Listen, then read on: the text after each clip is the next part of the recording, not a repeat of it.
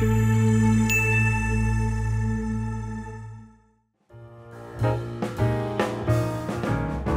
izin Mas Indra, saya melanjutkan dari perspektif teori. Jadi teman-teman mahasiswa yang saya sayangi, para peserta dari webinar dari Universitas Dian Nusantara, saya mohon izin untuk menyampaikan dari perspektif teori. Ada beberapa juga hasil penelitian dari praktek-praktek ekosistem digital. Baik, next. Kenapa sih strategi komunikasi itu penting? Seperti yang tadi sudah dijelaskan sedikit prakteknya, sedikit teorinya dan prakteknya tadi sudah lebih gamblang dari Mas Indra tadi. Kalau kita mengingat tadi apa yang dikatakan oleh Pak Margono Sugeng, kenapa kita harus berkomunikasi? Kenapa itu strategi komunikasi penting?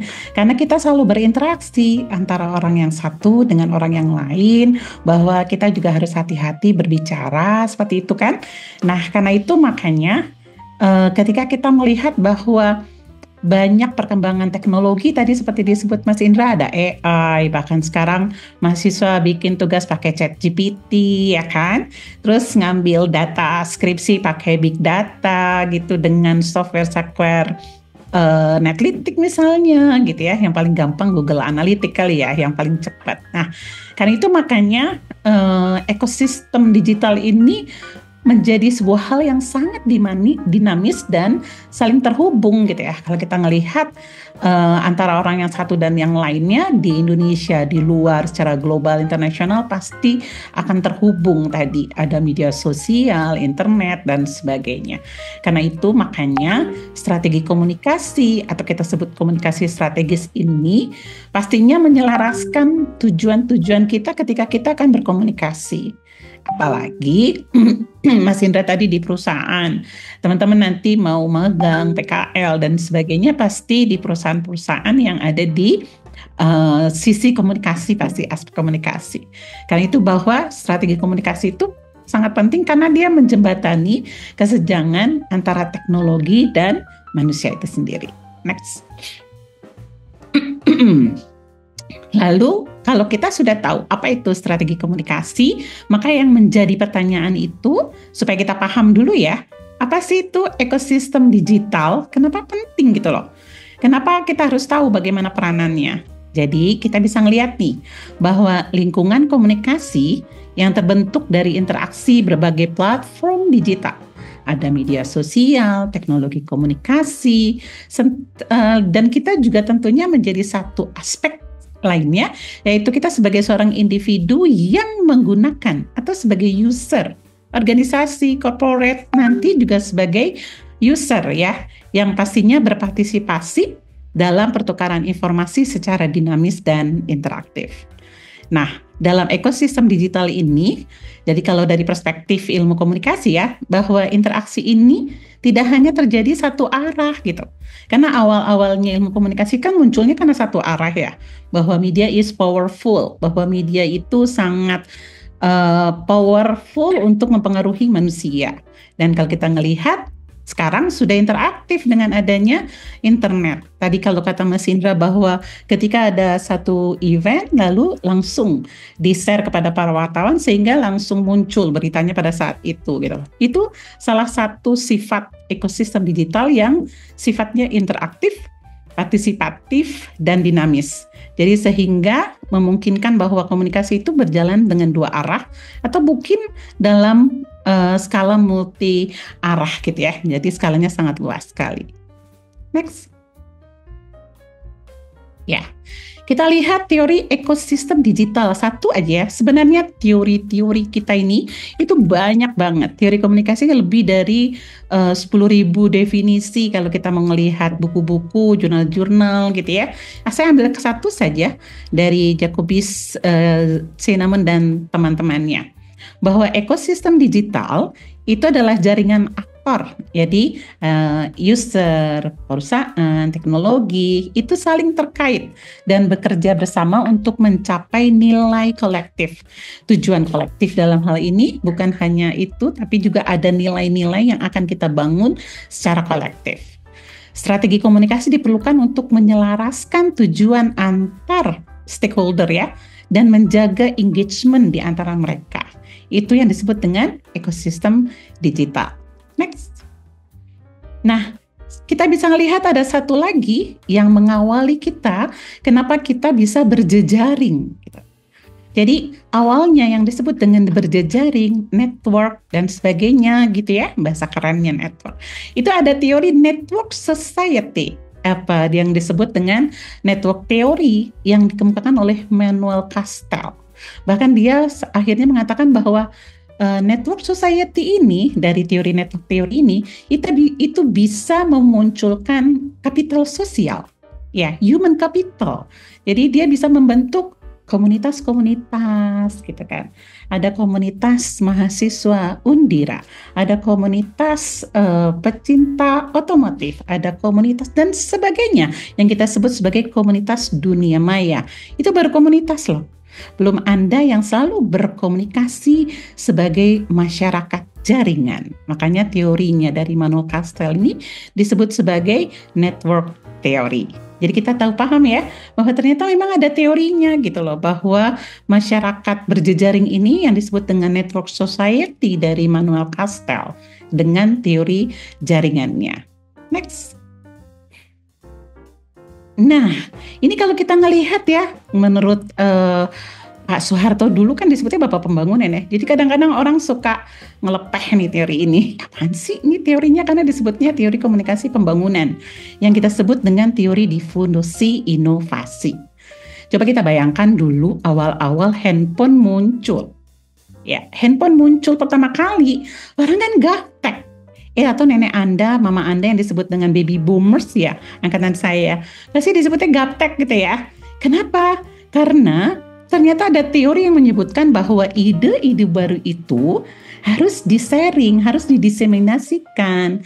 Makanya disebut ada teori difusi inovasi. Nah, kalau kita ngelihat tadi, Mas Indra bilang bahwa ketika kita melakukan strategi komunikasi sebagai orang yang ada di Departemen Communication, itu harus melihat siapa yang jadi komunikannya, ya kan? Jadi ada ide, ada inovasi yang baru pastinya, itu harus di-share, harus disebarkan, harus didiseminasikan. Nah, karena itu maka inovasi-inovasi tadi harus didifusi, gitu kan. Nah, karena itu makanya menurut Rogers bahwa komponen di komunikasi di difusi inovasi ada inovasinya, ada saluran komunikasinya pasti. Kalau dulu teori ini muncul ya biasanya pakai komunikasi tradisional gitu ya. Ada wayang, topeng Betawi. Kenapa KB berhasil? Karena dikemukakan. Jadi KB itu ide baru bukan? Karena usulan ide bahwa 2 anak itu cukup dulu itu dianggapnya ide baru gitu. Tapi karena dikemukakan, disampaikan, orang-orangnya tuh taunya cuman wayang, ketoprak, topeng Betawi, lenong Betawi gitu, akhirnya mereka melakukan itu saluran komunikasinya. Tapi sekarang apa? Nggak cuman itu, anak Gen Z sekarang kayak kalian harus dikemukakan pakai media sosial ya kan? Media sosialnya juga pasti yang terbaru dong. Nggak mungkin cuman pakai Facebook, udah lewat Bu gitu ya. Pakai Instagram udah lewat juga kok. Pakai TikTok sekarang, pakai YouTube, nah gitu kan. Nah itu harus ada poin saluran komunikasi, ada waktunya kapan dia harus share, ada sistem sosial yang harus dia lihat, yaitu nilai-nilai masyarakat. Jadi kalau ada tahapan adopsi inovasi ini pasti terkait dengan knowledge. Bagaimana si komunikan itu bisa memahami tadi produk knowledge-nya yang disebut sama Mas Indra tadi. Kalau kita nggak tahu ya, Sunpride itu ternyata punyanya food giant food gitu ya kan. Oh, Nanas itu punyanya Giant Food, adalah susu juga gitu ya kan. Itu adalah inovasi yang dikemukakan gitu. Jadi produk knowledge yang ada di kepala masyarakat atau si komunikannya akan tahu gitu ya. Nah, jangan lupa ya teman-teman mahasiswa bahwa ada yang disebut dengan jenis-jenis komunikannya. Jadi tadi harus berorientasi pada komunikan. Bahwa strategi komunikasi ini harus tahu siapa komunikannya. Nah, jenis-jenis komunikan pertama sebagai inovator. Orang yang bisa punya ide. Tadi kata Mas Indra apa? Visioner. Pak Margono. Harus visioner. Kalau visioner berarti dia harus bisa menjadi inovator. Orang yang bisa memunculkan ide-ide baru. Berarti dia harus kreatif. Gimana caranya menangani orang-orang yang menjadi inovator ini? Nah, gitu ya kan. Dia harus dipancing gitu ya, bahwa dia harus memunculkan ide-ide kreatif terus gitu. Pengguna awal, early adopter. Nah, jadi ada orang yang memang cepat gitu loh, menerima semua semua inovasi-inovasi yang baru. Contohnya, sekarang banyak loh yang ganti-ganti HP, ya kan? Ada HP terbaru dengan fitur-fitur yang baru, cepat langsung beli, beliin dong gitu kan. Itu early adopter loh kalau tadi kasih contohnya HP, ya kan? Terus ada yang disebut dengan mayoritas awal, ya kan? Early majority. Jadi ketika dia sudah ada early adopter, baru ada early majority. Jadi langsung dia ngikut semuanya. Terus ada juga yang lead, ya kan, lead majority. Jadi biasanya nih baby boomers ya kayak saya ya, jadi lead gitu ya, terakhir. Nah, jadi harus diperhatiin ketika Anda melakukan strategi komunikasi. Yang paling sayang adalah yang disebut laggard. Laggard ini kalau kita kalau istilahnya kalian itu kurang update ya. Jadi dia yang paling lambat untuk menerima inovasi gitu ya. Jadi menarik sebenarnya ya kan teori ini ya, kalau kita melihat tentang ide-ide baru. Oke. Baik, next Mbak. Ya, kalau Anda ingat nama Marshall McLuhan, pasti ingatnya cuman medium is the message, ya enggak? Media adalah pesan itu sendiri. Kenapa? Karena kita menganggap bahwa yang namanya teknologi itu jadi message. Itu katanya Marshall McLuhan. Jadi sebenarnya bahwa yang namanya teknologi itu ada karena dia akan merubah perilaku manusia. Bahwa teknologi itu menjadi agent of change. Jadi dia akan mengontrol perubahan sosial yang terjadi di masyarakat. Ya, kita bisa lihat aja sekarang bahwa teknologi itu bisa merubah pribadi, merubah perilaku manusia. Coba kalau kita melihat ini, satu layar ini semuanya tutup kamera. Iya kan? Coba ada 10 halaman ya Mbak Ana ya, kita ngelihat ada 10 halaman ke kanan, itu semuanya tutup kamera. Kenapa? Karena itu adalah salah satu perubahan sikap terhadap teknologi yang ada. Kalau dulu belajarnya offline, sekarang belajarnya online gitu ya kan. Kalau belajar online ya udah tutup aja kamera, yang satu lagi makan, mungkin lagi jalan kemana gitu kan, lagi jalan di mobil, motor dan sebagainya. Tapi itu bisa diikuti gitu ya. Kalau kita ingat Gus Dur, walaupun dia tidur, waktu ditanya tahu tuh, dia jawab, harusnya seperti itu ya kan. Karena ini sekarang generasi Gen Z, bahwa teknologi itu bisa merubah perilaku manusia. Jadi kalau lagi ngajar online, saya bilang kalau Anda masuk ke link Google Meet atau Zoom, berarti Anda masuk kampus Universitas Dian Nusantara.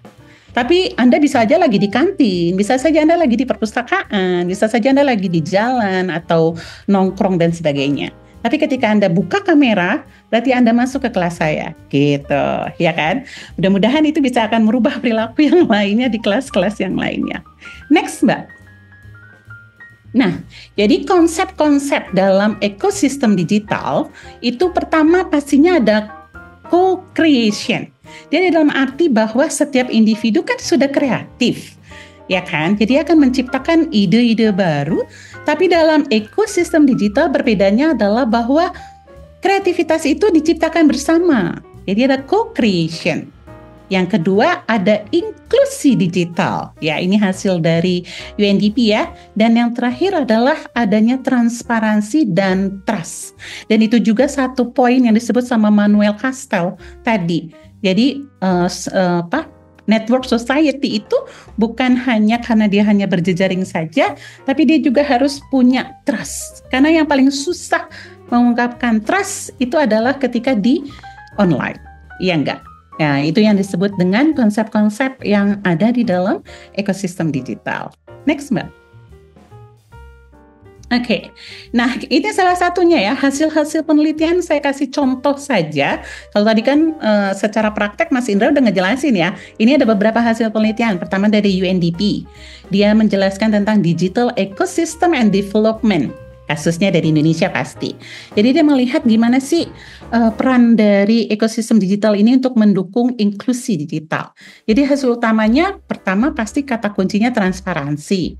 Jadi karena dia ekosistem, ada sustainability gitu kan, berarti dia harus mendorong adanya transparansi informasi melalui digital sehingga muncul partisipasi baru, muncul ada komunitas lokal, UMKM gitu ya, dan pastinya saluran komunikasi itu multi kanal, multi saluran. Semua dia pakai, mau media sosial, TV, radio lokal, dan sebagainya. Dan itu terjadi di sampai daerah-daerah terpencil. Nah, kalau kemitraan yang efektif, misalnya menurut UNDP, ya ada beberapa kolaborasi antara pemerintah dengan platform digital. Misalnya antara pemerintah dengan OVO, antara pemerintah dengan Grab, gitu kan. Sehingga ini bisa membangun pembangunan ekonomi, gitu ya. Oke, next. Yang kedua adalah dari Chen et al. Bahwa dia melihat penelitian mengenai sistem e-government. Ya, sistem e-government. Ternyata ekosistem digital itu juga mempengaruhi perlakuan kita terhadap e-government. Kenapa tadi? Tadi kuncinya trust. Kita bagaimana percayanya sama pemerintah kalau pemerintah juga tidak transparan, gitu kan? Karena itu makanya menurut penelitian ini bahwa yang namanya e-government itu strategi komunikasinya dia memfokuskan pada edukasi masyarakat untuk mempercepat masyarakat itu bisa mengadopsi teknologi-teknologi digital ini. Ya, jadi kemitraannya pemerintah pastinya dengan antara pemerintah dengan DUDI ya, dunia usaha dan dunia industri, sama Mas Indra tadi juga harusnya bisa berkolaborasi gitu ya, menurut penelitian ini. Jadi contoh-contoh kasusnya ini misalnya dia juga ada penelitian dia proyek e-government di Singapura. Dia berhasil karena pemerintahnya secara aktif bisa berkomunikasi dengan warganya melalui kampanye digital dan pelatihan teknologi. Yang selanjutnya, next. Ya, ini adalah bagaimana adopsi digital dalam platform UMKM ya. Jadi penelitian ini juga melihat bahwa ekosistem digital untuk adanya sustainability ini kita melihat contohnya sebenarnya adalah Gojek dan Tokopedia ya. Dari hasil penelitian ini dia meneliti bahwa yang namanya Gojek itu meluncurkan program-program edukasi digital untuk mitra driver dan pedagang GoFood. Kenapa? Karena kalau kita melihat ternyata seperti Tokopedia kan dia UMKM yang ada di daerah-daerah terpencil, daerah production yang home industry misalnya gitu kan, itu mereka bisa masuk ke e-commerce dan itu dilatih gitu ya sama Tokopedia dan Gojek itu sendiri ya. Itu jadi kelihatan ekosistem digitalnya semua terdigitalisasi. Oke, next. Oke, jadi kesimpulannya bahwa penelitian-penelitian empiris ini tuh menunjukkan bahwa strategi komunikasi itu memainkan peran kunci dalam membangun ekosistem digital. Jadi pertama dia menyatukan antara stakeholder melalui komunikasi yang jelas dan konsisten, mendorong juga inklusi digital dengan menjangkau kelompok yang lebih luas, bahkan sampai ke daerah terkecil, orang-orang kecil gitu ya, di grassroots dan sebagainya. Mempercepat adopsi teknologi melalui edukasi dan narasi berbasis lokal dan membangun kepercayaan, trust, melalui transparansi dan keamanan. Oke, next. Ya, baik, terima kasih dari saya itu. Mudah-mudahan sudah cukup waktunya ya, tidak lama-lama. Terima kasih. Assalamualaikum warahmatullahi wabarakatuh.